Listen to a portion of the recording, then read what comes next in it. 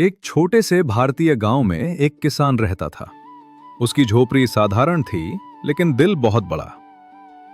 उस साल बारिश ने धोखा दे दिया। खेत सूख गए, फसल बर्बाद हो गई। किसान के माथे पर पसीना था और आंखों में चिंता। पेट पालना मुश्किल हो रहा था। एक दिन उसने गांव के बाहर कुछ मजदूर देखे, भूख से बेहाल, टूटे कपड़ों में जमीन पर बैठे हुए। उनकी आंखों में दर्द साफ झलक रहा था। किसान के पास खुद खाने को बहुत कम था। फिर भी उसने अपनी पत्नी और बच्चों से कहा, हम आधा पेट खाएंगे, मगर इन्हें भूखा नहीं सोने देंगे। उसने अपनी रोटियां मजदूरों में बांट दी। उस रात उसका परिवार आधे पेट भूखा सो गया, मगर उनके चेहरों पर शिकायत नहीं, बल्कि संतोष था। किसान आसमान की ओर देखता बोला, हे भगवान, तू ही सहारा है।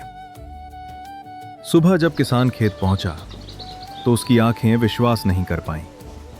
जहां कल सूखी मिट्टी थी, वहां हरी भरी फसल लहरा रही थी।